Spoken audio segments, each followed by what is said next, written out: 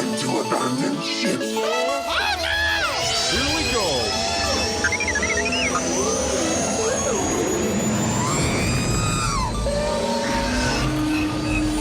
Can I persuade you to join us for a drink? It's a tradition. Here. Jar Jar, homie, my main man, quickly. Before the Separatists attack, get into the escape pod. Hey, if this is escape, then we're the pod.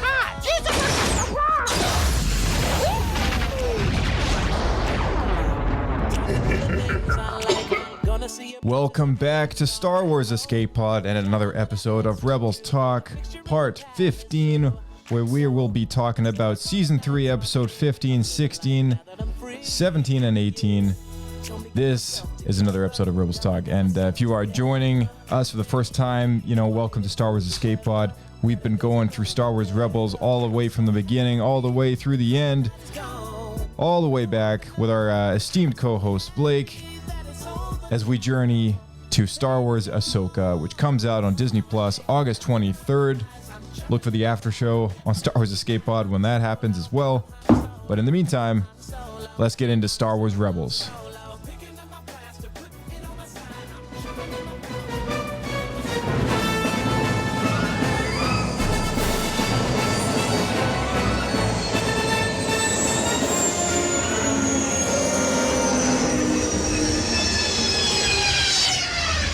Another happy landing. Everyone in the Order knew Anakin Skywalker. Few would live to see what he became. Before the end of the Clone Wars, I walked away from him and the Jedi.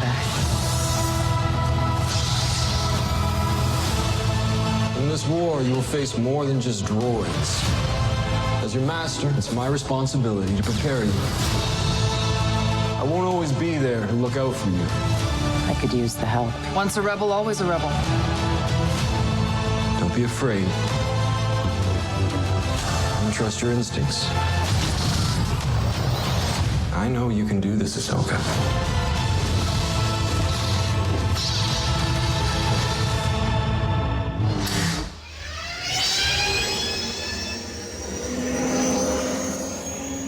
All right, that was the most recent Star Wars Ahsoka teaser trailer, and we did say we were going to talk about it in the last Star Wars Rebels Talk episode of the podcast, but alas, here we are.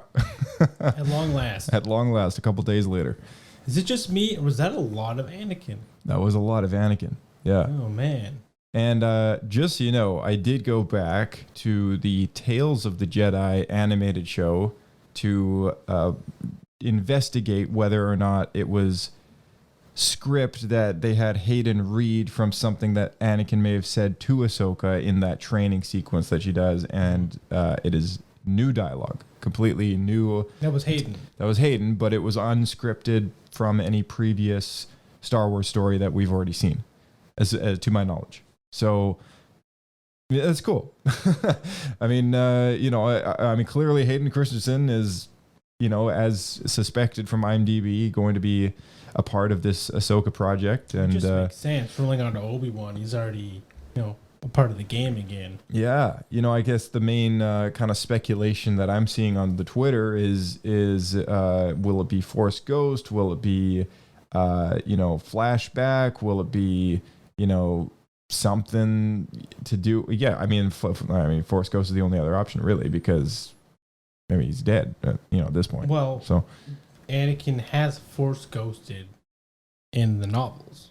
Yeah, exactly. Which book was it? Shadows of the Sith. Ah, that's right. Yeah. That's right. Yeah. Yeah. So talk to Luke, because we were all waiting for that for the entire sequels. Man. And that didn't happen. So at least they gave it to us in a book, I guess. Throw us a bone. Exactly. But, exactly. And then they came up with some excuse why he couldn't do it again. So that's why he wasn't in the movies. I mean, I'm hoping that, a lot of people are hoping to see him again.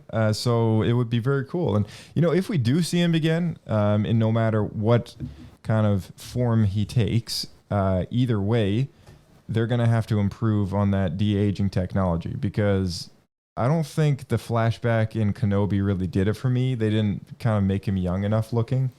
Well, I don't think they changed him very much. No, they didn't. They hardly did anything. It was just touch-ups, but he still didn't look like, that young. It was 20 years ago. Yeah. Trying to take 20 years off of a full-time smoker. I mean, that's it's right. difficult to do. He does have the smoker's cheeks, or Yeah. a little bit. They look a little bit loose. Yeah. That and the wrinkles on his forehead. Other than that, he looks pretty close. Yeah, he looks pretty good still. Yeah. I mean, all things considered, I think he looks pretty good. Yeah. I mean, it's Hayden Christensen. He's a good-looking guy. Especially considering he gets no exercise because he just teleports everywhere. Yeah, exactly. Well, where's my jumper too? Oh man. Well, I know we're all looking forward to Ahsoka a lot. I mean, this is part of the reason why we've been hyping up Ahsoka through all of these Star Wars Rebels talks, and which we started this whole endeavor May 15th this year. That's when we started watching Star Wars Rebels. That's when we did Rebels Talk Part 1. Yeah. And, it's taken us 2 per week then. It would be on target. Yeah, maybe. This is one time I might not stay on target. Yeah, here we are 4 months later. And, we're over the halfway point. We're almost there. And we've got 1, 2, 3, 4, 5 left to go. Five left recordings wise, for Rebels Talk. Because anyone listening, there's going to be 20 episodes in the series. And, hopefully you haven't had a crazy hard time, following along with us. If you have, always check the description of all the Rebels Talk parts for which episodes of the show that we go through. But if you are following along with us, staying a couple episodes ahead is not that hard to do, because we do pretty much block them together 4 episodes at a time, which I think is probably a manageable number. That's like an hour and 20 and 10 minutes for a lot of people to just throw on Disney Plus for a bit, while you're waiting for your coffee. And if you have the slowest coffee machine known to man, that is. But or you could enjoy the episode while you're drinking your first coffee of the day. Yeah, exactly. Or for any of our high school friends, one with your first Monster Energy drink of the day. Exactly. Throw one on with breakfast, throw one on with lunch, throw one on after dinner. You already got 3 under your belt. You just could do that every day. You're going to get through it in no time. So, those of us who have been, those of you who are stuck with us so far, super glad to have you back with us this week and this episode. And, only 5 more sets to go. So you're almost there. We're almost there. And for those of you who are jumping in at the last moment, you just want to kind of get to the nitty gritty. You skip season 1 and 2 for the most part, and you're just doing the last couple episodes of season 3 and season 4. We're happy that you joined us, and hope you stick with us to the end. And we hope that you are enjoying Star Wars Rebels as well, because there's a lot to like, and a lot of story that is probably relevant to be told. So well, at least to Ahsoka. There's got to be tie-ins. There has to be. It just feels like all roads are leading this direction. Well, this one for sure. There is some stuff to talk about here, especially with Sabine's kind of training and everything like that. So, without further ado, this is Rebels Talk Part 15.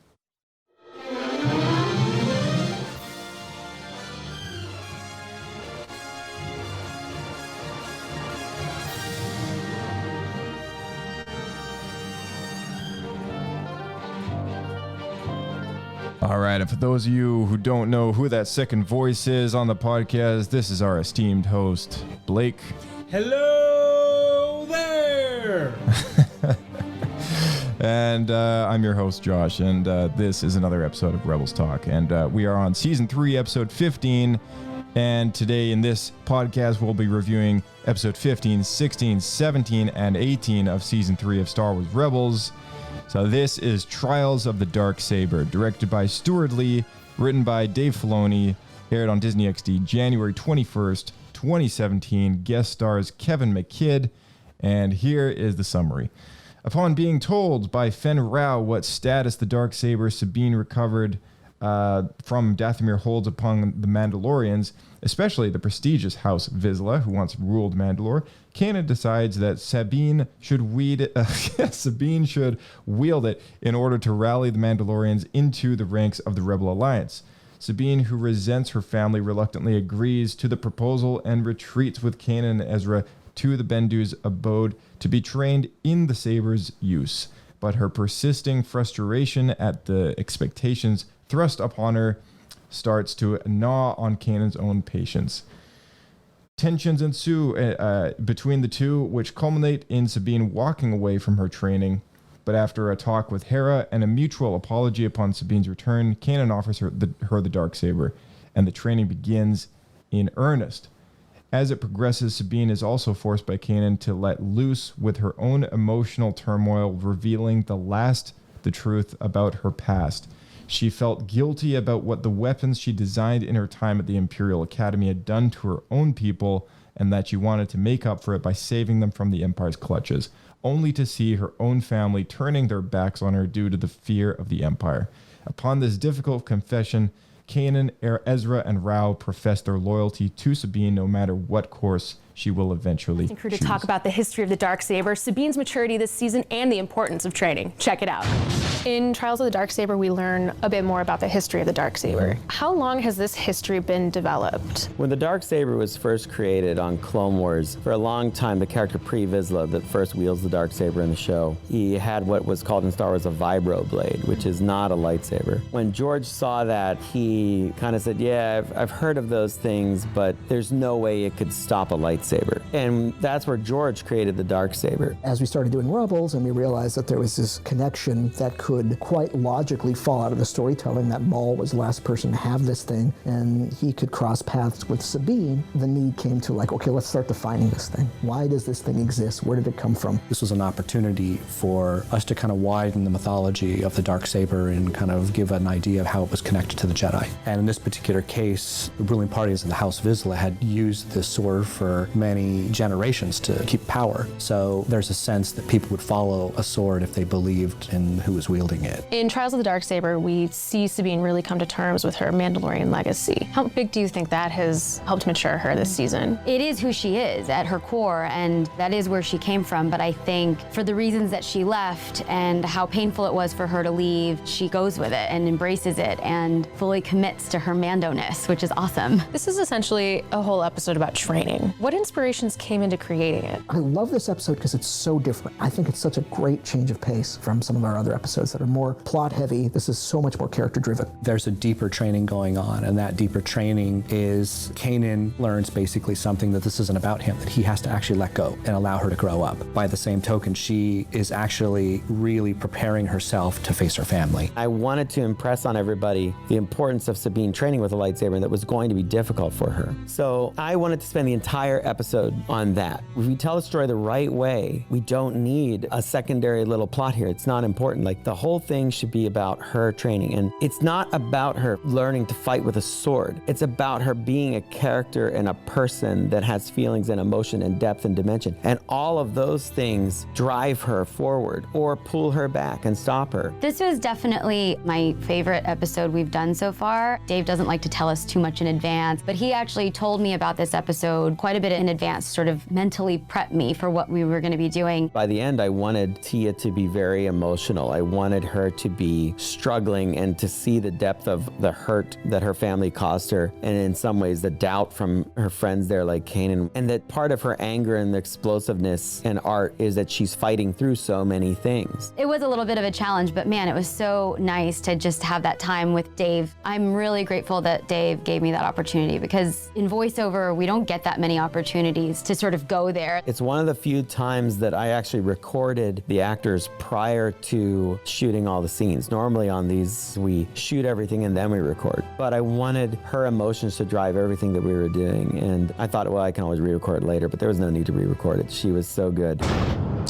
All right, well, there you go. This was very character driven. Oh man, for sure. Yeah, I love that about it. And I know Dave said it's not necessarily part of the sword dueling, but in regards to Ahsoka, it totally is, because people have been seeing Sabine wielding Ezra's green lightsaber in the trailers, right? And I think there's a bit of a question when it comes to her eligibility to be a Jedi or to be an apprentice at all to Ahsoka, right? And that's a conversation kind of being brought into light again with this Star Wars Rebels episode. So we can get into that a lot. But yeah, I mean, to start, I think you're really like honing in on something here. Yeah. Because I think this episode, I think, ended up being a huge linchpin to a lot of the Disney Plus era Star Wars, because we're learning a lot about how lightsabers work, especially for non-Force users, and it tied directly into what happened to like Mando, as he was trying to train with the Darksaber, and now it's going to tie directly into Ahsoka as well. Yeah. Through Sabine. Yeah, and so, you know, with her beginning this lightsaber training, you know, on behalf of Kanan and Ezra, I mean, we also see some interesting things that sort of come to light, which has been an ongoing debate for a long time, because when Sabine holds up the blade and ignites it for the first time, you know, she says it's heavier than expected, right? And Kanan says, I actually have the audio clip of that. Oh, maybe, yeah. Do you want to play that? Play that one first? Sure. I've also got the history of the Darksaber scene as well. Okay, yeah. Let's do that one. Let's do that one after here, because, like, Okay. yeah. No, since we're on the topic, here, but because it seems super relevant to kind of everything we've really been talking about, especially recently as we're seeing the trailers. Yeah, But it really does. During Mandalorian, this was a very common thing. We were talking about quite a lot. Okay, here we go.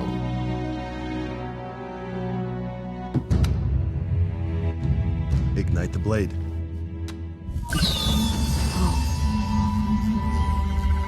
It's heavier than I thought. Energy constantly flows through the crystal.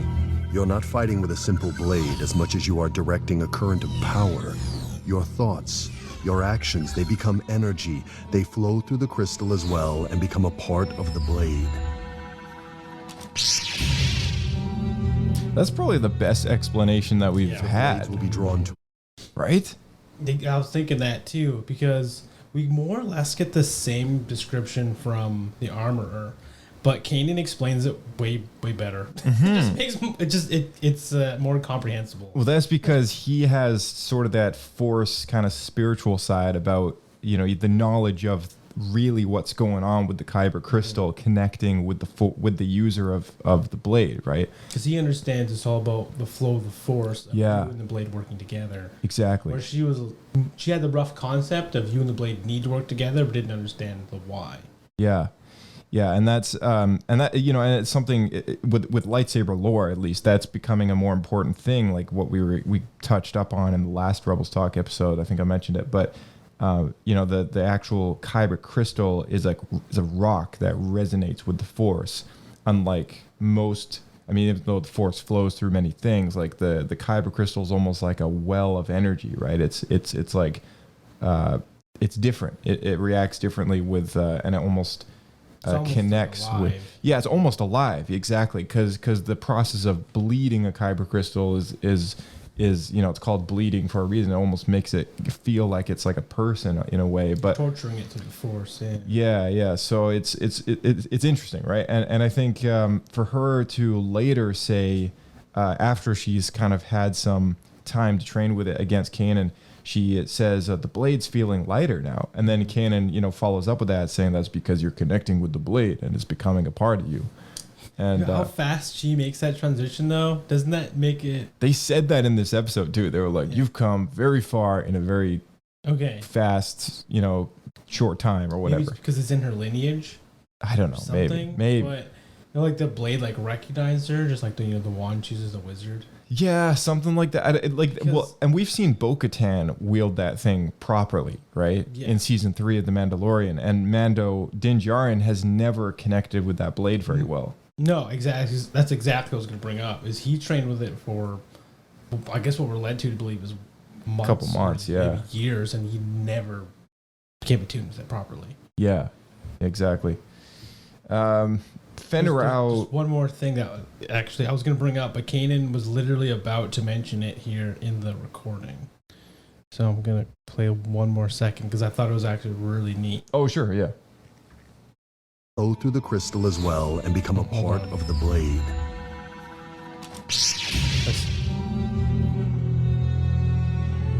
blades will be drawn to each other.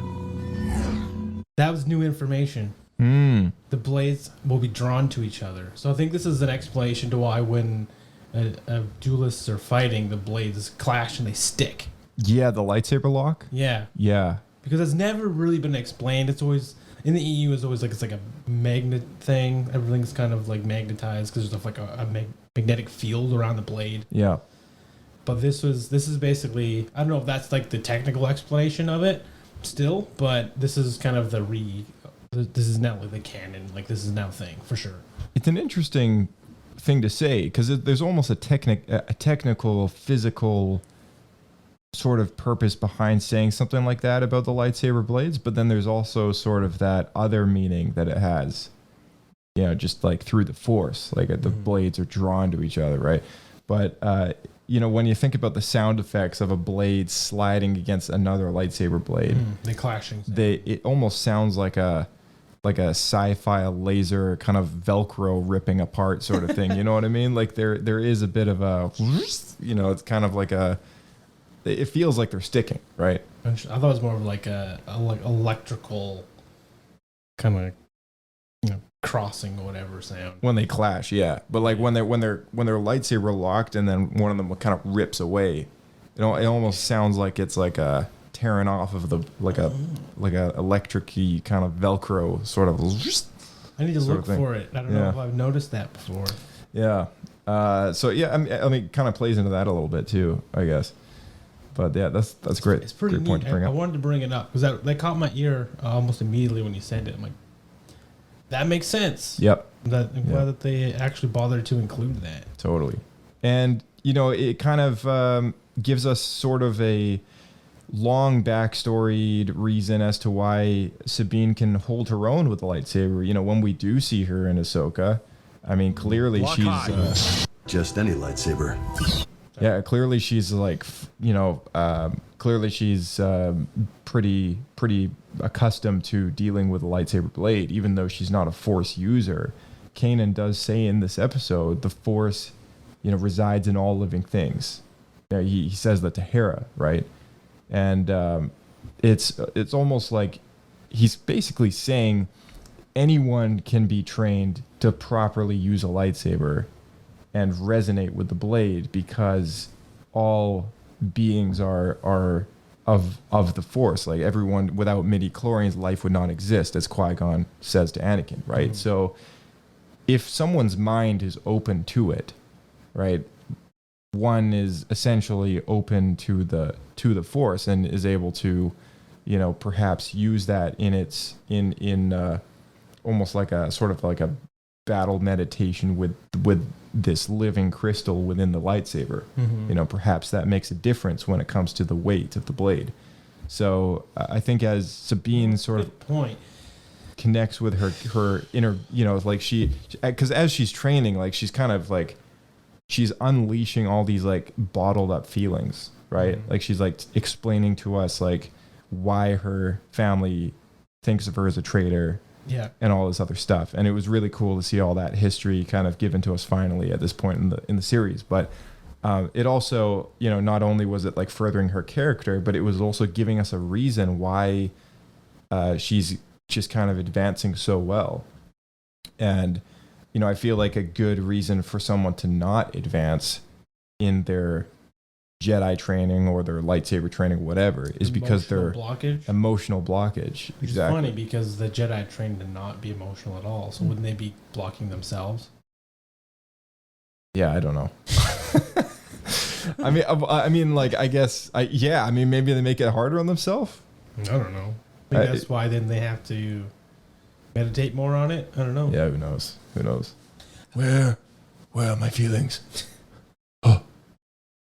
I think I found one. Sherlock Holmes would make a very good Jedi. Yeah, he probably would. Fenrau knows of the Darksaber because he's Mandalorian, naturally, and he shares the tale of the only Mandalorian Jedi to ever exist, which is Tar Vizsla. We did an entire What Happened episode on Tar Vizsla prior to the events of one of the Mandalorian seasons, I believe it was. So if anyone's looking for that, our link tree, go to the podcast description. There's a link there to our link tree. And on the link tree, there is something at the bottom there called Podcast Archives. And you can hit that link and access a giant spreadsheet where you can search the entire page for keywords using the Control F function on your keyboard. If you're on mobile, I think it's up in the top right-hand corner. There's a search page option in your browser app. And just search for TAR, T-A-R-R-E, and that'll bring up our Tar Vizsla, What Happened, and Mandalorian Season 3 Spec episode, which came out 2021, December 6th. And that episode is a full history of what happened with Tar Vizsla, the beginnings of the Darksaber, all that stuff that's relevant. But in the meantime, you have an audio clip as to kind of what Fen Rao says about this story. This is his specific explanation of it, yeah. Yeah, let's take a listen. What's this about? A lightsaber? Not just any lightsaber.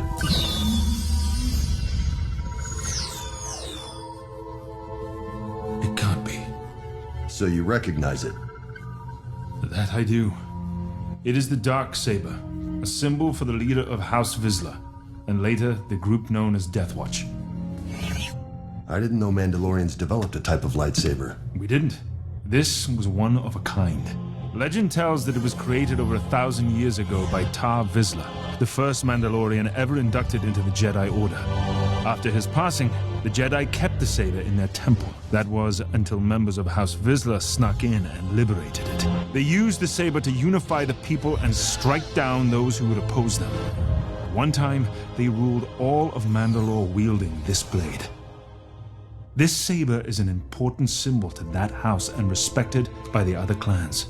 I imagine Sabine was excited to recover it. You wouldn't know it. After we got back from Dathomir, she gave it to me for safekeeping and hasn't brought it up since. She doesn't want the responsibility. Kanan, if Sabine can wield this saber, she can reunite one of the most powerful houses in all of Mandalore. You're talking about raising an army. With Sabine leading it. All right. Well, there you go. Yeah.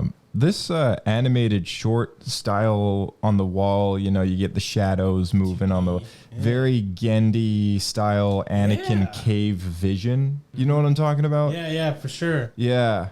It kind of reminded me of that a little bit when I watched it again. I was like, oh, that reminds me of that 2D Clone Wars moment where Anakin has that vision in the cave and he gets all those tattoos on his body. That's right. For anyone who doesn't know what I'm talking about, I'm so sorry. Full episodes. Actually, they're on Disney Plus now. They are, yeah. So for those of you who want to check out the original Clone Wars animated show, it's under the Star Wars Vintage Collection, I think. I think so. And it's called Clone Wars, Star Wars Clone Wars, and not canon anymore. But it's considered cult classic within the fans. And Dave Filoni said he considers it like the stories are from the people's perspective of what happened. Right. So it's like in-universe legends. Yeah, in-universe legends, yeah. Which is a good way to look at it. It was cool. But yeah, just sort of a little callback there. I was like, oh, reminds me of that. We begin to see the start of Sabine's lightsaber training. Sorry, I already went into that. Just to touch on, because you brought it up again, just to touch on the weight and difficulty wielding a thing. I feel like this episode, what it was trying to do, and what they used, I guess they used opportunity to do it, is to try to bridge the gap between the original trilogy lightsaber fighting and the prequel lightsaber fighting. Yeah. Because Mark Hamill, he often brought up, when working with George Lucas and the lightsaber duels, he wanted to swing the lightsaber fast because it was light, right? It's just like a training stick, essentially. Right. But George was like, no, they're very heavy. They're like broadswords. Because he was thinking they should fight more like old Britain, like the old like Western kingdoms, right? Yeah. And then in the prequels, he changed his mind to be more of a fast-paced kind of samurai fighting. So there's that huge discrepancy. I know a lot of people took issue with this around the time the prequels came out. So this, to me, felt like they took Dave specifically took the opportunity to try to explain why there's the difference between the two. Mm-hmm. Yeah, it was cool to see that for sure. Seeing how Ezra and Kanan both have some sort of influence in her fighting style as well. I mean, they're the ones who initially teach her. And since the multiple Ahsoka trailers have come out, we've come to realize that Ahsoka, sort of in the final moments of season 4, we'll kind of see the segue into this moment, but she eventually becomes her follow-up teacher, you know, to teach her the ways of lightsaber combat. So I would assume. Is this based on the master line? Yeah, the master line in the trailer, and the more one of the more recent ones where they did an entire 7-minute master and apprentice like behind the scenes look at the show, and they showcased Ahsoka's mastery to Sabine in this 7-minute like thing, and it's really interesting. It's on YouTube if anyone wants to watch it, and it just kind of like highlighted that relationship between master and apprentice, and again, like we'll have to wait and see, what really that means for Sabine and her classification as an apprentice, and for her to be a non-force using person, as it's in this episode. Kanan makes a point about stating that, and for her to be a non-force using Jedi would be the first of her kind, in a way, right? Like, I don't know if she'd really be a Jedi then. She'd just be a lightsaber duelist. Yeah, like, again, yeah, I guess it's like, what defines a Jedi? Is it the power? Is it like, not a Jedi either? So how would that make her a Jedi? Right. I guess so. Yeah. So I don't know. I guess we'll have to wait and see. Like, what exactly is she then? If she is an apprentice, then of what exactly? Yeah. Yeah. It's like if you're an apprentice of something, it's usually a way or a trade or something, right? Mm-hmm. Like what is she an apprentice of? And I guess we're gonna have to watch Ahsoka to find out. So, Kanan admits to Hera that the Force resides in all living things, but she's blocked off to it because of her Mandalorian ways. He makes an effort to say that. So it's her Mandalorian way of thinking and her cultural attributes, I guess, that kind of get in the way of the Jedi mindset, because we're thinking about two very different factions and ways of living, right? The Mandalorian culture sort of clashes with that of the Jedi, and the way that the Jedi kind of do their business and the way that they think and the way that they operate, and it's two very different things, very different cultures, beliefs, so on and so forth. So it's probably the way they approach problems too. Yeah, totally. I think a lot of it comes down to the mindset that they want to overpower everything with strength, which is why they probably align really well with the Sith. So it's weird that they're not open to the dark side of the Force because of that. Mm-hmm. Yeah, they're susceptible, I guess. Sabine acquires Mandalorian VAM braces from Fen, which include grappling line, paralyzing darts, and a repulsor, all designed to combat the abilities of a Jedi. A shockwave thing that works like a force push. Yeah, the repulsor. Yeah, that's what it's called. Yeah, okay. Yeah, and makes Ezra out to be a child when he says, "That's no fair." You're cheating. Yeah, you're cheating. I was like, shut up, Ezra. But I don't know. I like the fact that they threw that in there. So I guess going forward in the series, maybe she'll make good use of these gauntlets, and perhaps she maybe still has them later on. Maybe we'll see them in Ahsoka. They get damaged in the first 3 minutes of them being on screen. So, okay, so I wrote this down as well. Yeah. So how did a Mandalorian gauntlet made of Beskar get damaged by the Darksaber? It because is. I always thought the armor plates were Beskar, but I'm not sure that the actual... It has to be, though, because Din Djarin uses his gauntlets to combat the Darksaber when he's fighting Moff Gideon. That's right. Maybe they're not all Beskar. I feel like they would be. I think it's like knockoff, like Wish App version. I don't know. I don't know. Like so far, I feel like there isn't very many Mandalorian people who, and this is prior to the destruction of Sundari, so it's not like Beskar is like a shortage. right? Like this is prior to the purge of her people. So Moff Gideon has not had his way with belting it all down. Yeah. Belting it all down, right? Because that's after Bo-Katan gets the Darksaber. You know, that's when he goes after Mandalore, speaks to Bo-Katan, has her surrender, gets the Darksaber from her as a symbol of her surrender, and then he goes forward with bombing all the people, right? This is after all this happens. Mm-hmm. So I don't think, like, Beskar is still very accessible by Mandalorian people still. I don't think Sabine would have gauntlets that aren't Beskar. I think it was just a bad effect. I think it was just like, in the story, they just like, oh, we got to make it look like it got damaged. Like, let's just slice it up. Not really thinking tells forward. Me if you text or if you tweeted Pablo, he would reply with, "Not all Mandalorian van braces are created equal." Yeah, well, okay, and then I'm gonna skip forward very briefly before pulling it back again to the next episode where Gar Saxon is shot in the chest by a blaster bolt. Mm-hmm. Yeah, there was that too. He is clearly wearing Beskar armor, right? Like it's that white painted stuff. Yeah, he's got the white one. So that's why I wondered. We had always speculated that the Imperial ones don't have Beskar; they have plastoid, same as Stormtrooper. We'd speculated that until it was confirmed that it is Beskar. It's just painted. Yeah, it was in the Wikipedia. Yeah, they're wrong, Josh. But I feel like they just go back and forth. Well, I was thinking about actually this exact scenario and in my mind trying to compare it to what we see in the Clone Wars series, which is it's the same thing. They get shot in the head, and it's like they just go down. And yeah, it's like, so like what is going on? And then we see Din Djarin get shot after shot after shot after shot, and then I'll just ricochet off of him. Yeah. Yeah, so I don't know what's going on. Where's our consistency? Like, yeah, where's the consistency in Beskar integrity? You know, we're living in a society. I just don't get it, right? But at the same time, it's like, okay, I guess it's an animated show. Again, maybe it's just for the cheating of the story for the sake of violence and the age group targeted for the series.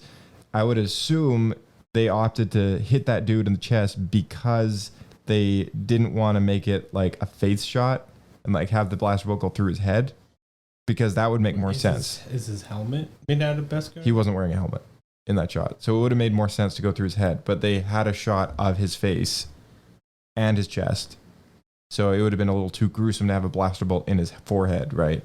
So I'm just imagining like, well, they didn't want to probably target like the neck or like the head in the kid series, so maybe they just went for the chest.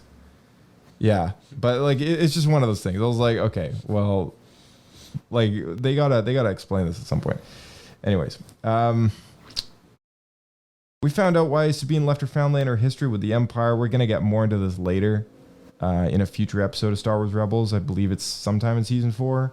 But she constructed a weapon that essentially kills Mandalorians. Mm-hmm. Despite the armor, and we'll totally hit that up later in in another episode of Rebels Talk. But she had something to do with it. So yeah, that was that. Season 3 episodes. Oh, Pablo points of Poodoos. What do you give it?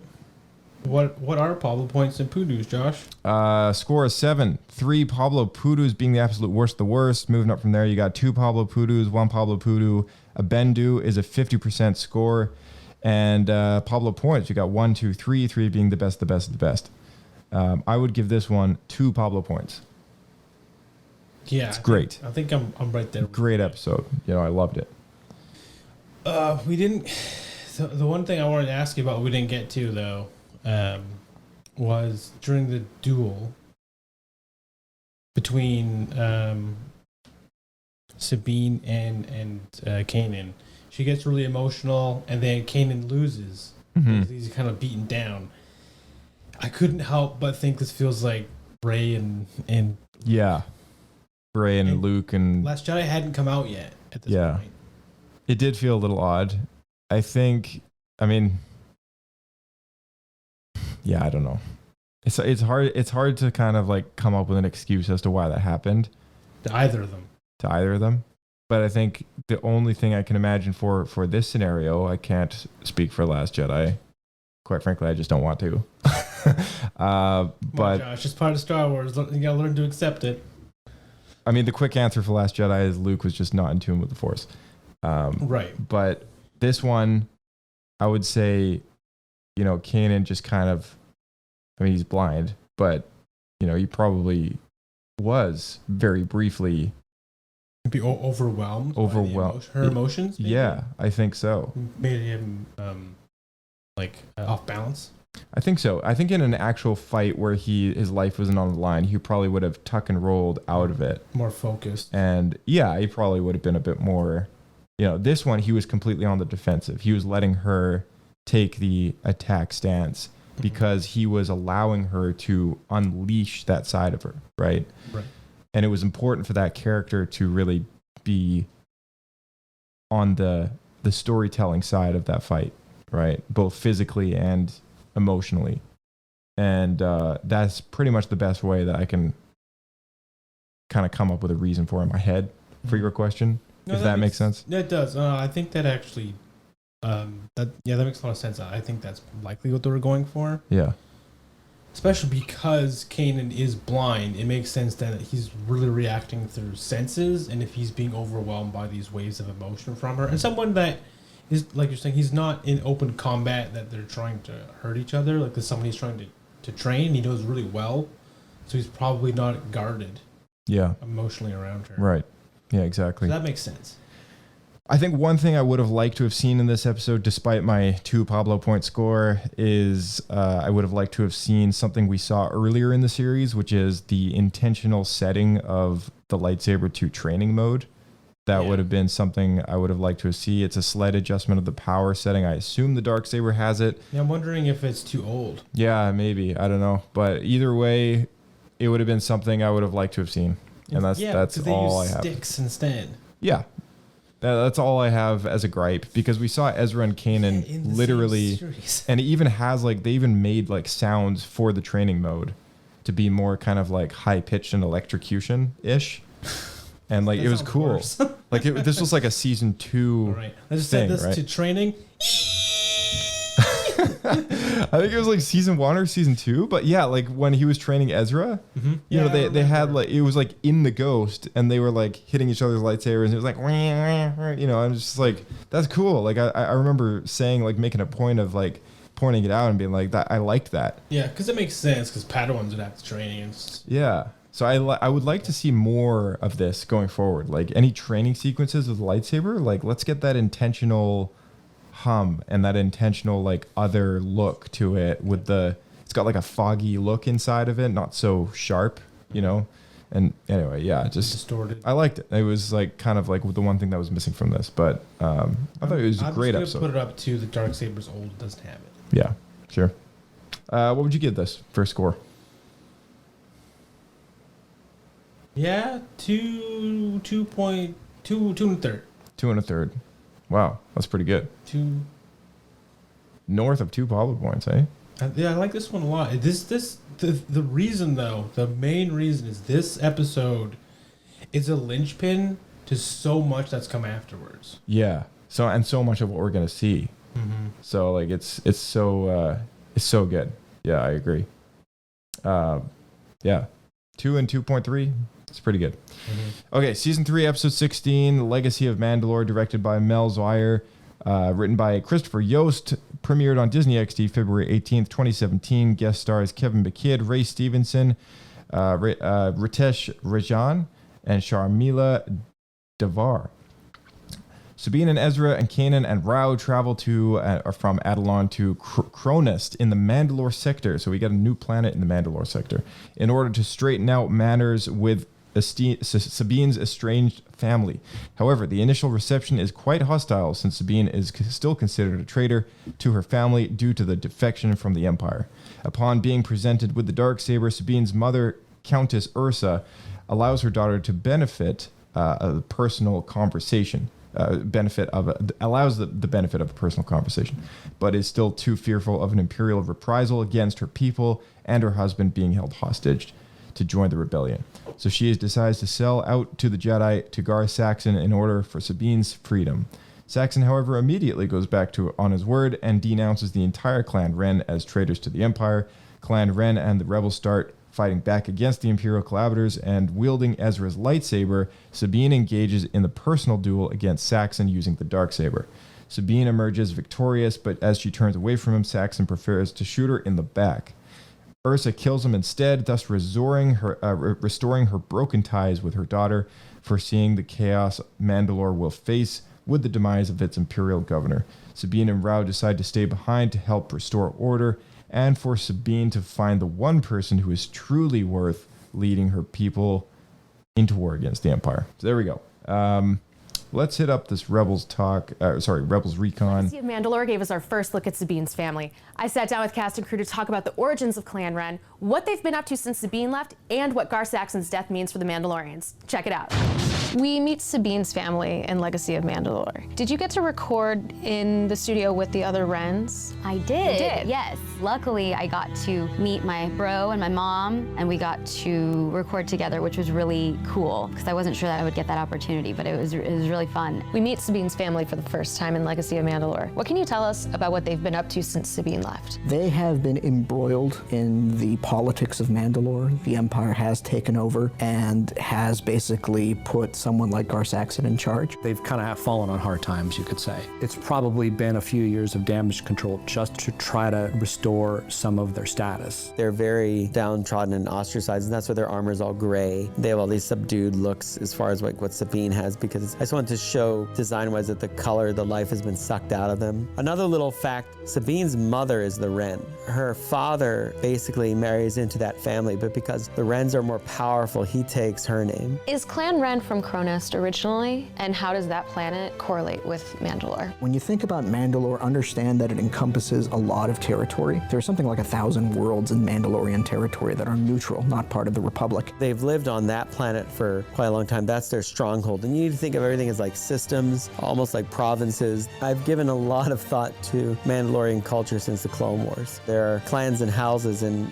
there are some that see themselves as more rightfully Mandalorian, and that would be like Vizsla. The Wrens are not from Mandalore. The Wrens fall into a group that would have been conquered by Mandalore. They are a branch of it, and they've been loyal to Vizsla House, so they are thought of very highly. What does Ursa's killing of Gar Saxon mean for Clan Ren? It basically draws a line in the sand as far as what side of Mandalore's current political situation do they stand on. There's going to be a vacuum of power, and I think Ursa realizes that this is the opportunity, the chance to basically return her family, not necessarily to power so much, but really to kind of restore their security. Some clans would respect that because it shows strength, and it shows solidarity in the family, but it also throws Mandalore into civil war again. So Mandalore, at this point, just like Fenral says, is going to erupt into total chaos. So that's probably something we're going to get into in the future. At the end of this episode, Sabine decides to stay on Mandalore with her family. How do you think the Ghost crew is going to compensate for having a core member of their team gone? Probably Ezra's life will be a little bit easier without Sabine constantly like ragging on him. But I think to the Ghost crew, family is everything. Family is a top priority, and so when Sabine feels like this has to happen and this is where she needs to be, none of the crew questions it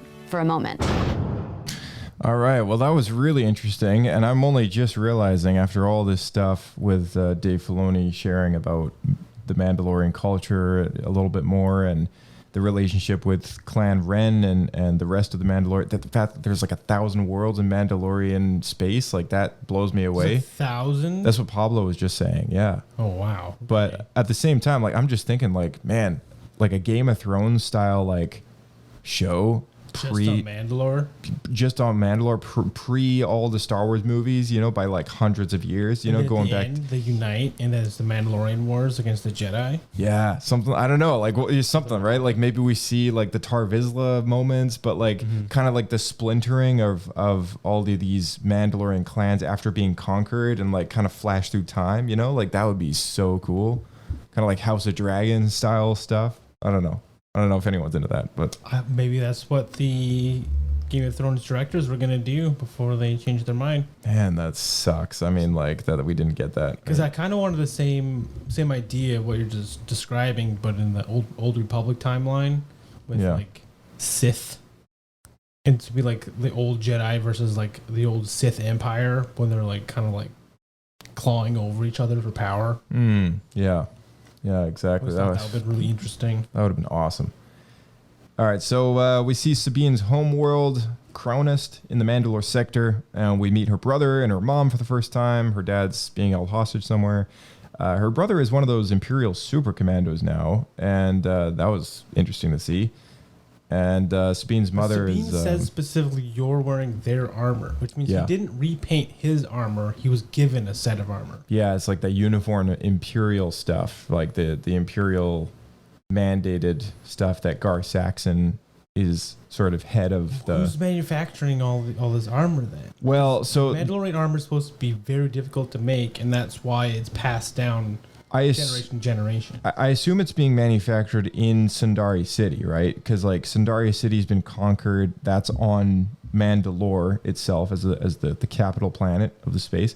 And because in this episode, Tristan kind of goes, or maybe it was somebody else, but someone says to Ursa that there's a transmission, or you're being summoned by Sundari. And when that's said to that character, she goes into another room and there's a hologram of Gar Saxon, who I assume is in Sundari City at that point in time, right? Because this is, again, before all the big bombing, Order 66 of the Mandalorians, so to speak, by Moff Gideon, right? Like Sundari City's still a thriving city. So I assume that means that the forges are still operational. They're still pumping out Beskar material. I assume they're still able to make I guess then we're left armor. to question, because I was always under the understanding that Mandalorian armor was very rare. I mean, it becomes very rare, yeah. But it's also only accessible to make by Mandalorians, right? Yeah, because the metal itself is very hard to work with, and you need specifically Mandalorian forges and the skill to use it. Exactly. Yeah. So it is Mandalorian stuff. It's just the Empire is kind of forcing them to do it in a certain way. Basically, this is their explanation to why there is a bajillion Mandos in the Clone Wars cartoon, and there's none in the original trilogy except for Boba Fett. Well, I think that was partially the Moff Gideon plot line. Yeah, that's what I'm referring to. Yeah, like the Empire starts to wipe out all the Mandalorians. So like that's probably their excuse for why we don't see too many of them, later in the series. But yeah, it's cool that Star Wars Rebels is kind of getting into all this stuff, right? No, I totally agree. And this is definitely like we're really just kind of getting started here with where this is headed. Oh, totally, yeah. Sabine's mother scolds her of the right to hold the Darksaber. So even Clan Ren on another, planet in Mandalore space, like, is familiar and has respect for the laws that follow, the wielder of the Darksaber. And they don't even interrupt with, as far as her fight with Gar Saxon goes, like, they don't interrupt until the final couple seconds when she decides to spare his life and he decides to be a dick about it, And again, the blaster bolt going through his armor, we've already touched up on that, but I was like, oh man, that's a letdown. That was the only thing that stuck with me as like a piece of negative, for this entire episode. Otherwise, I liked most of it. Well, I got another one here that might annoy you. Yeah. So, did you hear what Gar Saxon's title is? No, I He's the... Slip me by. The Hand of the Emperor. The Hand of the Emperor? Do you recognize that title? Yeah, that's the title that Mara Jade held. That's Mara Jade's title. That's right. And Gar Saxon has it in this episode. They refer to him as the Hand of the Emperor, Gar Saxon. Huh. Interesting. I heard that. I was so disappointed. Because it's just like Dave Filoni keeps bringing back all these EU things, and there's just a handful of stuff he refuses to bring back. I feel like the two that really stand out are Starkiller, Galen Merrick, and Mara Jade. Those are really big, like, that's a bit like Thrawn level stuff, though. They're pretty big legends, weighty characters that I feel like people would expect a lot of. That's why. If it wasn't done right. Yes, but I also feel like those are the ones that should be top priority to bring back. Yeah. Yeah, I can see that. How do you think, like, I mean, this might be a bit of a off-subject thing, but like, how do you think they would fit Mara Jade into the story now that we have the sequels? Yeah, that's where it gets tricky. So she would have to die before that. She dies in the novels or the comics or whatever it is. So Yeah. it's not out of the question that she could be gone by then. But it is significantly more difficult now to do it than prior to the sequels being what they are. Because they could have brought her in this show, as well as Galen Merrick, and had them gone by the time the sequels come around, so that they could have had whatever story arc they needed to. Do you think people would get mad if they brought back a character like Mara Jade and then didn't have her get together with Luke? Yeah, no, they'd have to definitely have. That's the thing, right? Something with Luke for sure. That's the thing, is like, I don't think she's one of those characters that necessarily fits anymore because of her connection to that family. And then I it's still this. think she probably could exist, but you'd have to. It would be a very different iteration of her. Whereas, like, Yeah, with for Thrawn, sure. Like, they're not gonna have kids. No. She'd have to die or whatever, disappear before they have kids. is like with Maybe she's. See this. Okay, Dave Filoni is a master of fixing stuff. Right? He took the prequels, which divided the fan base, and he really got everyone to rally behind it by expanding it out more and filling in the details. Yeah. I think he could do that again with the sequels. Because a big problem. Hear me out. A big problem people have is how Luke so quickly turned on Ben when he sensed the dark side in him. Mm-hmm. They could use Mara Jade. Maybe she something happens while she's pregnant or whatever, and that could be a stepping stone towards what happens between him and Ben. Yeah, maybe. I don't know. I don't know how that would. Well, if she's pregnant, though, that means Luke had a son that we just never knew about. Yeah, but unborn, something happens. Yeah, maybe. That's true. It'd be a tragedy in his life, right? That would affect him quite dearly. I think that would be a big event in his life that would help explain what happened to him. Yeah. That's what I'm thinking. That's a good point. Yeah, I could see that maybe. Yeah, there's certainly some characters out there that, I mean, as far as the title goes, maybe it was just an expression to say that, like, he's not literally the Emperor's hand, because that's the title, is like the Emperor's hand. But it's like the hand of the Emperor. Maybe it's just a way of saying, like, you know, this is an extension of like the Emperor's power here in Mandalore. Maybe that's kind of could be playing up on that, you know. But maybe we're just overthinking this as usual. Yeah, that's what we do. Yeah, exactly. This is the first episode that Sabine uses Ezra's lightsaber for the first time. And, you know, we've seen from the recent trailers that that's the same lightsaber that she's using with some modifications made. But it's pretty sweet that, like, you know, we get to see, this is the first episode, season 3, episode 16, that it happens, you know, ever first. So she's got, you know, some use of it already. In the series, and we finally getting, as you can see through this episode, we're getting closer and closer to Ahsoka, you know, through little things like this. It's like, oh, we're getting there. It's funny, I didn't even notice that, because in the trailer she's using the same saber. Yeah. Put the two together. Yeah, yeah, exactly. Yeah, and that's all I got. So Pablo Points of Poodles, unless you have anything last minute to bring up on this one. One last thing that I thought was really weird, so it's worth bringing up. So Fen Rao, when he's like sneaking around outside the castle, so he catches on what's going on by using some sort of tech that allows him to see through the fortress walls and hear clearly what they're talking about. Yeah, it's pretty some high tech stuff. Yeah, what the heck? We've never seen this before. We never see it again. How does he hear through walls of an enclosed like steel building? So I've seen some pretty intense spy movies where like they use like lasers to like pinpoint audio on the other side of like a glass wall or whatever. So maybe he was using some variation of that in the Star Wars universe. But it was no window. It would be neat to see it again, because I hear you, and it's always cool when they sort of take a piece of technology that's invented in one story and then expand on how it works in another. And like we've seen it happen before, the holographic disguise matrix, you know, the beacon that we're able to trace through hyperspace, you know, weird stuff like that. comlink technology as well. I mean, High Republic is kind of expanding how that sort of becomes a thing. So yeah, I mean, like maybe there's a future story, and you know that this piece of gear is elaborated on. I think it was just like this random story point they needed to make. Like, how else would he figure it out? Yeah, it just got thrown in there. But to me, it's not as bad. But it's kind of going down the same lines of we needed something, so now lightsabers can fly. Yeah, that's a big piece of tech, yeah, right? Like, yeah, you lose a lot of the ability to like rebels to conspire and stuff. That's true. So why does it never come up again? Why doesn't the Empire just have these things everywhere to spy on everyone?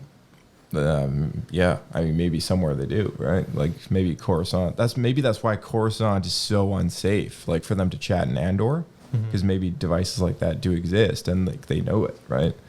No, it's possible. Yeah, maybe we'll see in Andor season 2. Who knows? Story group. This is what you're here for. Tell us the creatives about this. Exactly. Pablo Points of Poodoos. What do you think this gets? Step down from the last one, but it's still good 1 overall. I would give it 1 Pablo point. It was good. It was a solid good, but not great. I'm glad we got rid of Gar Saxon, even if it wasn't in the best way. Yeah. He's a jerk. He's a jerk. He's a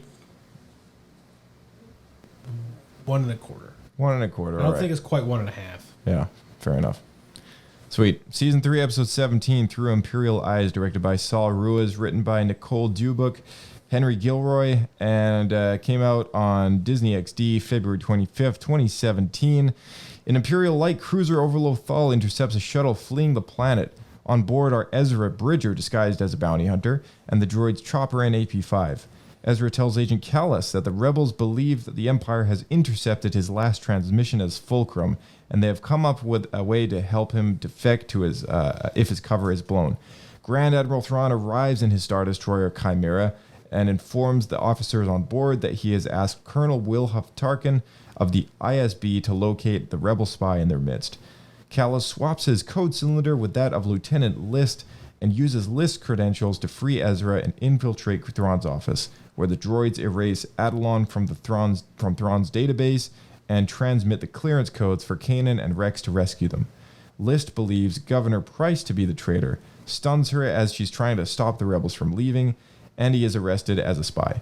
While List is believed to be Fulcrum, Kallus decides to remain with the Empire, although the conversation with Yularen and Thrawn reveals that he actually knows that Kallus is the spy and intends to use him to their advantage. Through Imperial Eyes gives us an inside look at the Imperial side of the conflict. What details did you have to pay particularly close attention to in working on this episode? The idea of really focusing on the Imperial side is something, I think there's been a lot of hunger from that in terms of the viewership, because there's a lot of fans of the Empire out there to see what their day-to-day activity is. But finally give Kallus an episode. We really wanted to bring out how skilled these higher level Imperial officers are. And they're cunning, smart people. So while they're probably slowed down by their own bureaucratic processes, they're very efficient. Originally, I wanted to shoot almost entirely POV of Kallus through the whole episode, but we decided that would be really tricky on our schedule to figure out and maintain. But that's where the first shot of it comes from, where he wakes up. You always run into weird things when you do a scene like that, because we don't have a Kallus in sleepwear. We don't have time to make that kind of model. So if you look, when you wake up, he's wearing his armor. So maybe he's just really proactive. He's always on the go. But in Clone Wars, we had to do Dooku in his pajamas. We put Ezra in some sleepwear later. It's like one of the things you never really think about. Colonel Yularen shows up in this episode for the first time since the Clone Wars. How has his job changed since he was a Republic admiral? The character is based on someone from episode 4. The very first time we see the guy who we now recognize as Yularen, he was an Imperial officer with the white tunic. And then so we reverse engineered him for Clone Wars to make him a fleet admiral. And now we're bringing him back to his original roots as that intelligence officer from A New Hope. As Yularen saw the Empire's face and standing change from a republic to an empire. He became more involved in something less conflict-oriented and more into spy and espionage. He was always a stickler for the rules, and I think that's really probably why he went into the ISB, which is sort of a cross between the CIA and the FBI for the Empire. You can kind of see that he definitely knows what he's doing. Thrawn seems to handle himself quite well in a fight. Is that from standard Imperial training, or is there something more in his background? We wanted to show that Thrawn as a threat is not just a cerebral threat. He does have a physicality to back things up as well. He's honed himself as a weapon. As someone who is a tactician, he probably has studied all the various martial arts. For the most part, I think he sees it as almost like a calming thing, a zen thing, and an exercise, but it also equips him well if he has to actually come to physical confrontation, which he may later in the series. We get to see Thrawn's office, and there seem to be some Easter eggs hidden in there. There are. The Holy Grail is in the antechamber that leads to Thrawn's office. He had a clone helmet, and for a while it was a blank one, and I just thought, well, why don't we just do something that will make some people obsess on it? So we turned it into Gree's helmet, which is the trooper that Yoda decapitated in Revenge of the Sith. We're not saying 100% it's definitely Gree's, but I've only ever seen that paint scheme on one helmet. We also have a bust of the species that Elo Asti is in Ep 7, and then the big one is the Ralph McQuarrie drawing of Lothal, or what became Lothal, which is the first time where we have directly used Ralph's art in final renders of the show. How long has Thrawn known that Kallus was Fulcrum? Did he really just figure it out, or has he been sitting on that intel? I think he's very careful to make accusations. I think that he would find a lot of facts before he did, especially someone as highly ranked as Kallus has been, and he wants to be sure. He's not just interested in saying, ha, I got you. It's more like, I got you, and now I can use you in this way. So Thrawn is more about this sort of delayed gratification of accomplishment, which makes him very different from a lot of the Imperials that we're used to. How will Kallus be an asset to the Rebels? He's a double agent at this point. It's intel and information. The risk is, with someone like Thrawn, is he going to be able to succeed for us, or is that risk going to be too great? How long can he pull this off? And what sacrifice is he going to have to make to pull this off?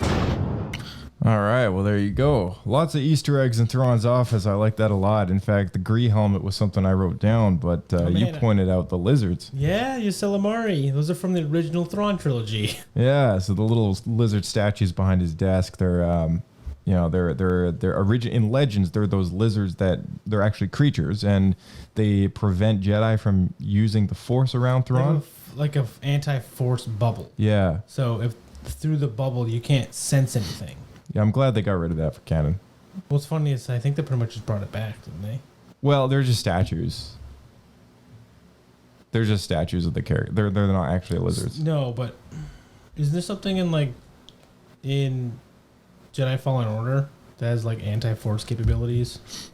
No, you're thinking of the High Republic. There's a creature that's able to. Sorry, yeah. Yeah, there's a creature that's able to petrify the Jedi through the Force, and yeah, I know. It basically they can still sort of. It basically disturbs. Yeah, you're kind of right. Like it sort of disturbs their ability to sense and stuff. That's why use the Force properly, kind of thing. That's right. That's why the villain keeps them around him. It's it's kind of weird. Yeah, we've definitely like we'll do a more in-depth conversation on that, I think, in the future, because it is a bit of a point of rabbit hole. yeah, a bit of a black hole when it comes to what can be said about something like that, but.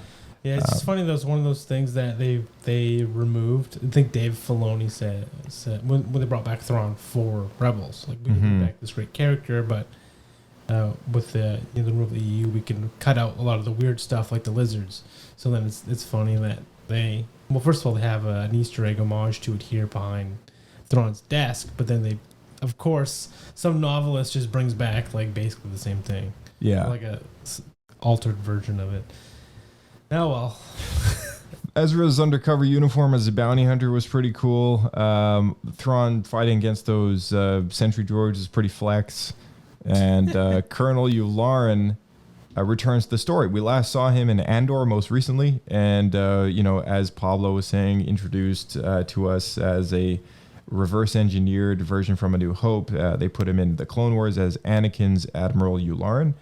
And actually, speaking of which, I believe Admiral Yularen has something to say. Oh, does he? Yeah, right here on Star Wars Escape Pod. Star Wars Escape Pod is the Republic's choice of podcast anywhere in the galaxy. Leave a stellar review and tune in each week for more. Oh, thank you, Admiral. Well, I can't believe that came from the ISB. I know, right? Like, it's the whole ISB. They must all be followers listening to us. Exactly. Yeah, the whole empire. I mean, where's all our reviews? Leave a review and they're hunting rebels. Tune in each week for more. For those of you who are still listening, Grease helmet on display at Thrawn. You know, I like to believe that that's Grease helmet. That's a pretty cool thought. This episode has quite the mole hunt going on. You know, thankfully it didn't come across as too cheesy because we've seen Hux, yeah. We've seen mole hunts happen in Star Wars before, and they've been less than appealing. I'm the spy. You what? No. But we also saw it in season. Oh, actually, you know what? Earlier in this season, I think when Thrawn went to that Lothal workshop, you know, when they were doing the ATST work and stuff down there, you're building all the ships and stuff like that. That mole hunt was sort of not that great when Mr. Whatever's his face is kind of blows up on a speeder and stuff. You know what I mean? It wasn't that long ago. It wasn't that long ago. I forget what his name is, but yeah, it's just they stole his land and then he had no chance. They arrested him and he was forced to work in this factory and then they blowed him up. Yeah. They blowed him up. Boom. Yeah. All right, so Kallus is found out despite his efforts to cover up his identity at the end, mainly because Sabine's artwork on Ezra's frickin' helmet of the Lothcat design gave it all away. That was it. Man. That was the linchpin. That was the linchpin. That's what revealed him. So yeah. So whose fault is that then? Is that Sabine's fault or is that? So Zeb saves Kallus and redeems him, and then Sabine and Ezra basically just kill him again. Yeah, pretty much. Stupid. All right, no, you know what? Yeah, sure. I'll give it one Pablo point. I'll be generous. That's very generous, I think. I was gonna say Bendu. Yeah. I was gonna say Bendu. You know what? Screw it, Bendu. I'm giving it a Bendu. Yeah, because like it was the whole like it was okay. You know, cat and mouse. Figuring out the mole thing was fun. I like more getting to Thrawn's head. Yeah, that was cool. In Yularen now being part of it too, I think was cool. But it's still very fillery. It is still very fillery. Yeah, it was like it was alright. It's just like it's a Bendu. No, I agree. I'll give it a Bendu as well. I'm just thankful it wasn't worse than that because most of these mole hunt things just always go awry. Like they always don't turn out very well. It's too cheesy. It's too cheesy. Yeah. All right, sweet. Moving on to the last one, unless you got anything more to bring up? Nope, that was it for me. Awesome.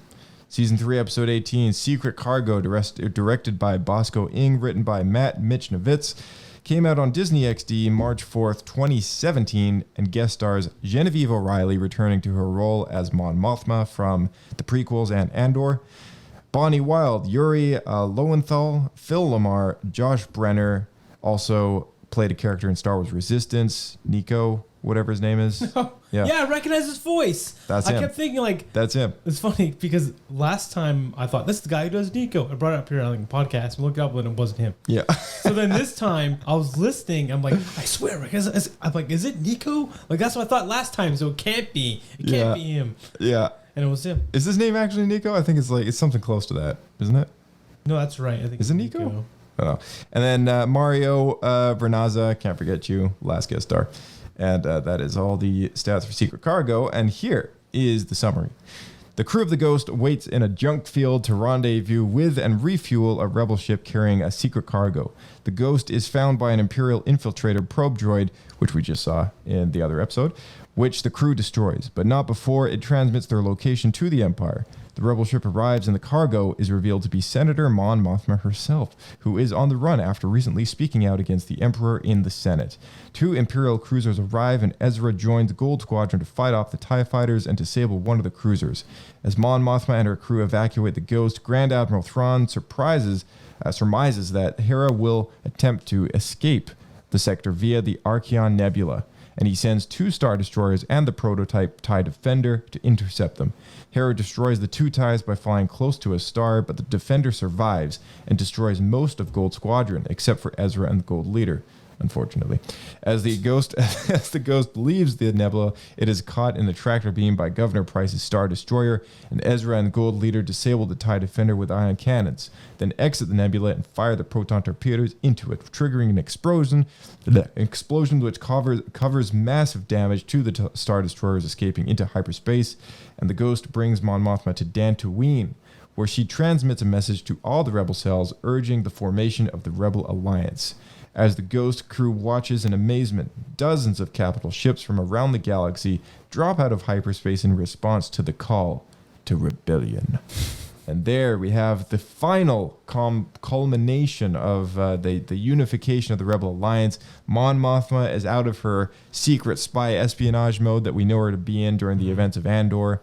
And all I can think about is, will we see Mon Mothma's speech play into context in Andor Season 2, or will there be a bit of a time jump going on here? Do we have a timeline of that? Because I've honestly, if I had watched this before watching Andor Season 1, that would have just took all the wind out of the sails of, knowing if she's going to get caught or not.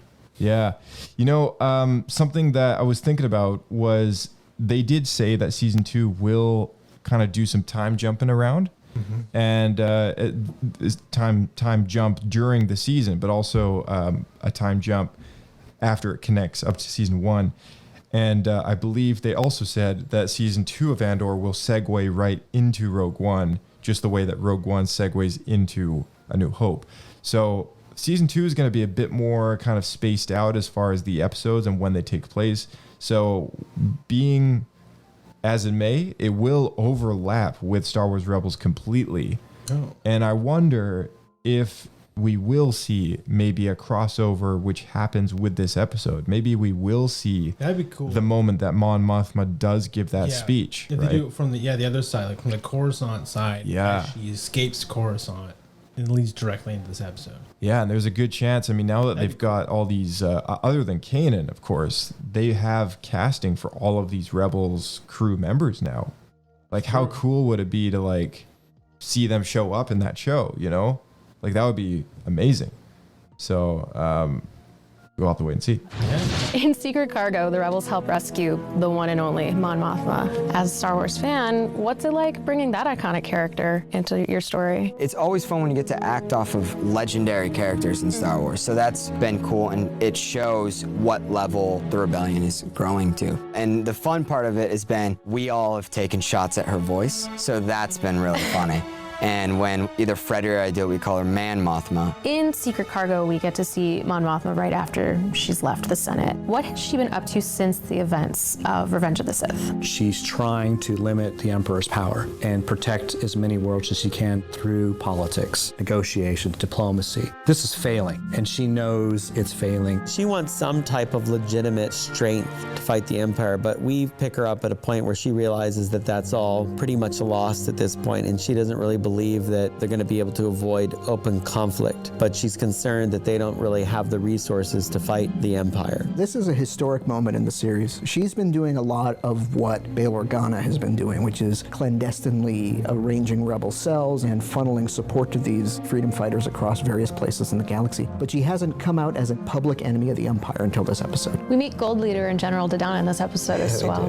What have they been up to while we've been following another rebel cell? There probably is a whole TV series just about Gold Leader and General Dodonna and the crazy adventures that they're on, but they were a great way to symbolize Yavin, kind of like the bigger rebellion that's going on, and teaming up our groups. They're primarily a fighter squadron, so they've probably been protecting convoys, maybe hitting a few soft Imperial targets here and there. You gotta remember, we're not at the point where it's been a public declaration of war against the Empire. That really comes in Rogue One. So they are doing stealth missions, small things here and there. Mon Mothma discusses the idea of uniting the rebel cells. cells. How does this relate to the Rebel Alliance as we see in Rogue One? This is probably a key moment where many of the characters we see in Rogue One coming together, that probably first came together in this episode. This is really about bringing all these various cells together and learning how to operate effectively together. But as we see in Rogue One, there's still a lot of disagreement as to how to deal with this empire. Producing this stuff is tricky because you're trying to make it all line up, but you'll see, as we go forward that there's more of a Rogue One aesthetic that influences Rebels, as I try to include some of the look of those groups. Is it safe to assume that much of the fleet that we see at the end of this episode is present during Rogue One? I would say a lot of it is. Maybe not all of it, because there's a few ship types that we don't see in Rogue One, so maybe they just weren't combat ready. Maybe they were off in the wings getting refitted for a future combat, but I want to think that everything that the Rebel Alliance had that could move, that could fight, was sent to Scarif. All right, well, there you go. More ties to Rogue One. That's pretty sweet. Yeah, because that movie would have just came out, right? I think they said that a handful of recons ago. Yeah, I mean, that was, it was like a couple months prior that, when this episode came out, it was a couple months prior that Rogue One hit theaters. So they would have been working on this years, to a year and a half or so prior, probably. So, like kind of on the same timeline as Rogue One. Yeah, they would have lined it up pretty well. But my big question to you is: do you think Mon Mothma's character, going off of what they were saying just now in the Rebels Recon, do you think that they stuck pretty true to how they portrayed that character in Andor season 1?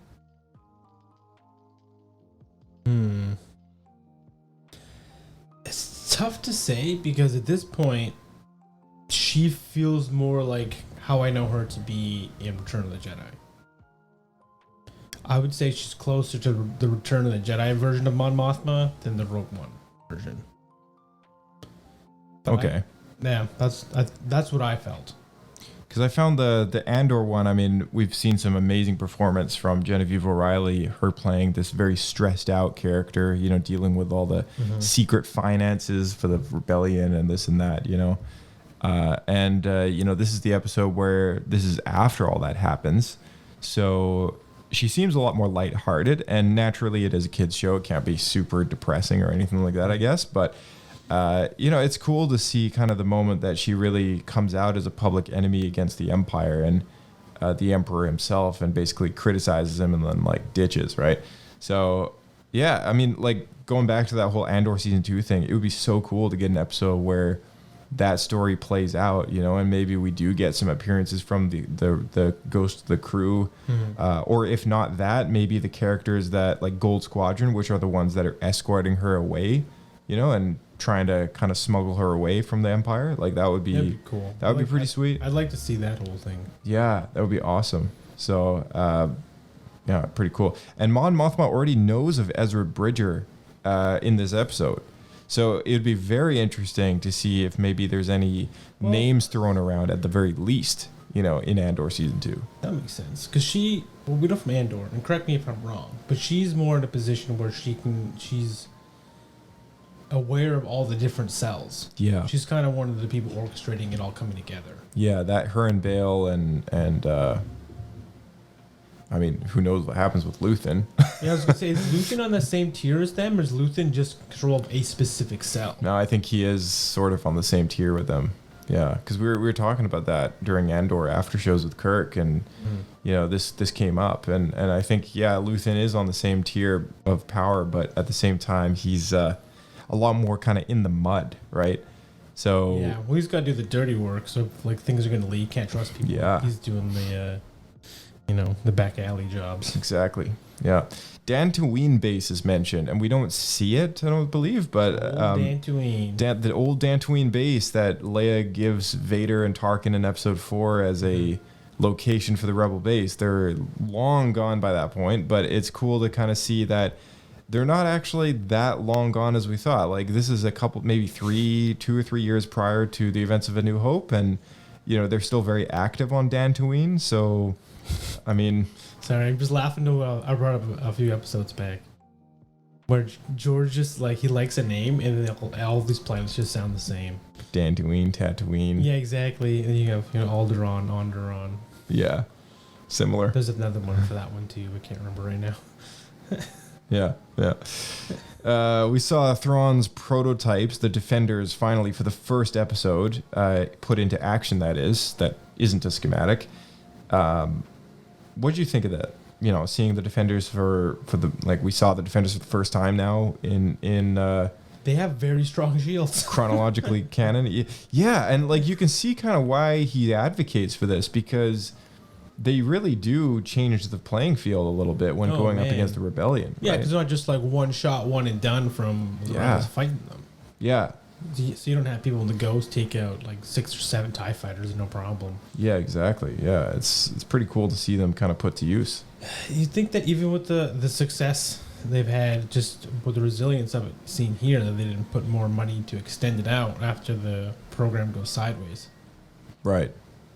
Yeah, I mean, but does it go sideways? Like, I can't remember. We do it later. Maybe later, yeah. We can get to it then. Yeah. I'm pretty sure that's what happens. Yeah, we'll find out. Memory's a little foggy on that. I'm surprised that they would put Ezra in a Y-wing, because he doesn't seem like an experienced pilot to me. No, the only thing he's flown is the Phantom. Yeah, so like, why the heck would he be piloting a whole ship? Like, that just makes no sense. And like a bomber, which would be like an entirely different ship. Yeah. Than the Phantom. Yeah. Like, what? Like, what? Just stick him in a turret in the Ghost, right? Like, that would make more sense. I guess normally you'd think Sabine would do it, but as we learned, 2 episodes ago, Sabine's not here right now. Yeah, she's on, somewhere in the Mandalore system, rallying. Zeb's piloted stuff. He could technically do it. Yeah. I'm not sure how experienced he is. But at the same time, you know what? Ezra is a Jedi, so he does have extra senses. Did he need to be on another ship, though? Because, like, I'm just trying to think. Like, is there a reason why they did it that way? So all the, Disney XD fans can feel like they're part of the action, too? The relatability. I guess so. I don't know. Felt like it was a little unnecessary. Don't you like when 10-year-old kids, upshow the heroes of the original trilogy movies? No. And I'm giving Ezra a hard time. I think he's like 16. I always give Ezra a hard time too. But the nebula blowing up, that was a really nice effect. Props to the VFX team on this. On the show, really, really cool. So many colors. Wrapping around the Star Destroyer, blowing it up, sucking it into the nebula. Cool. Yeah, awesome. Top notch stuff. Yeah. Because we see that in Rogue One, right? They do like a drive by one of the Star Destroyers, and they like use like the ion cannons on it. Oh yeah, that's right. I'm pretty sure that happens. The actual like star nebula though, when they fire the proton torpedo into the star and it like goes all that like bit. Yeah, like that. That was really nice, super cool. That's smart too, right? Trying to use your surroundings. Yeah, very Batman. Totally. I loved that we saw the growing Rebel fleet. It's quite big now, and like Pablo and Dave were saying, this is most of the ships that we see in Rogue One on Scarif, because that marks the first big battle between the Rebellion and the Empire, and it's sweet to see all that stuff, and I'm still wondering where the Ghost was by the time of that battle, because at some point through Rogue One, you do see the Ghost parked on the Yavin base, but then you see it gone again, right? So they weren't at the Battle of Scarif? No, I don't believe so. And if they were, no, you know what? I forget if they were. I think it is. Shot where you see it like fly by. Oh, right, yeah, it is there. But then you don't see it again in A New Hope. So the question is, like, where did they go? And well, A New Hope, I think, is a specific cell. Maybe they went back. That's why there's just a handful of X-wings. Maybe back to Lothal or something. I have no idea. But yeah, who knows? So maybe that cell hasn't quite joined up yet. Because do we see any X-wings in this? I don't think.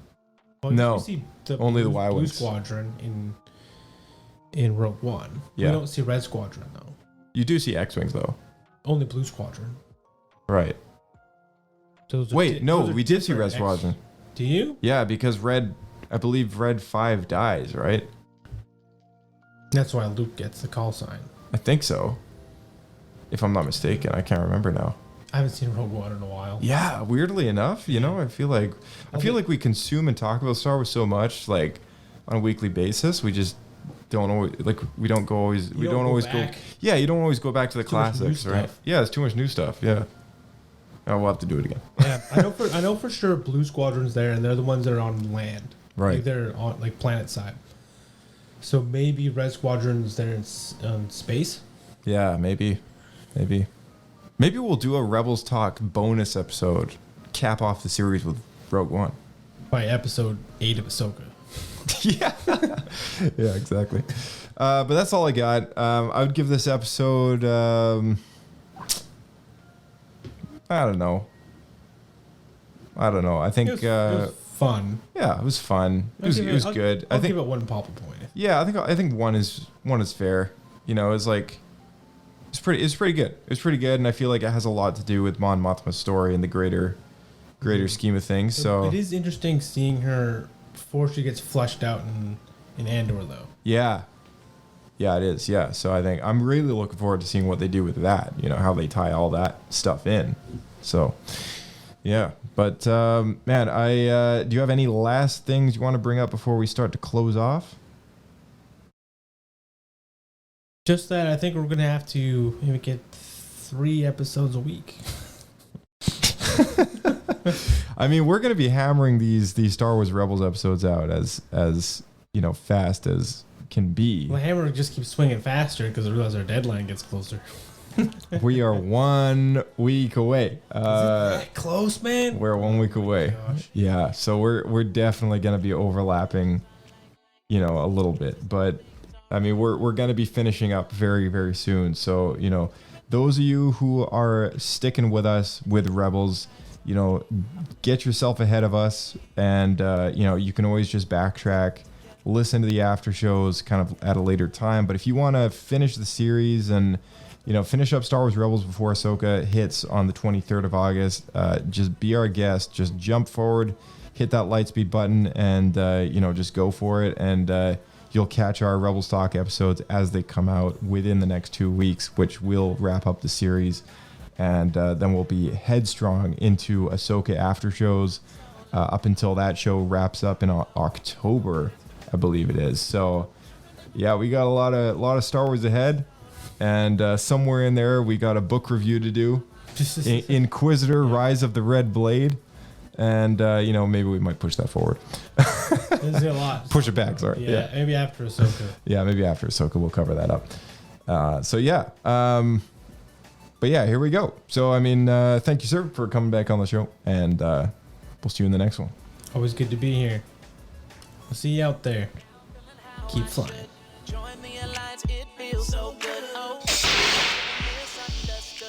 All right, and for those of you who stuck with us so far, thank you so much for tuning in to Star Wars Escape Pod and for another episode of Rebels Talk. It's so awesome to have you guys kind of tuning in multiple times a week at this point to stick with us watching Star Wars Rebels. I mean, it's exciting stuff. And up next on Rebels Talk, we have the following 4 episodes. Season 3, episode 19, 20, 21, and 22. That finishes off the remaining episodes of Season 3. So that'll be our next episode of Rebels Talk.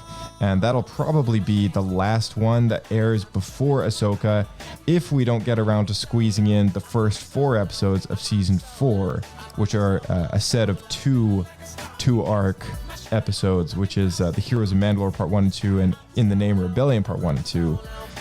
So lots to look forward to. But in the meantime, check the description below for our social handles, the link tree, the podcast archives, and so much more. Use the handle at SWSK Podcast. Shoot us an email. Give us a review. We love you guys, and may the Force be with you. We'll see you in the next one of Star Wars Escape Pod. Stress no more.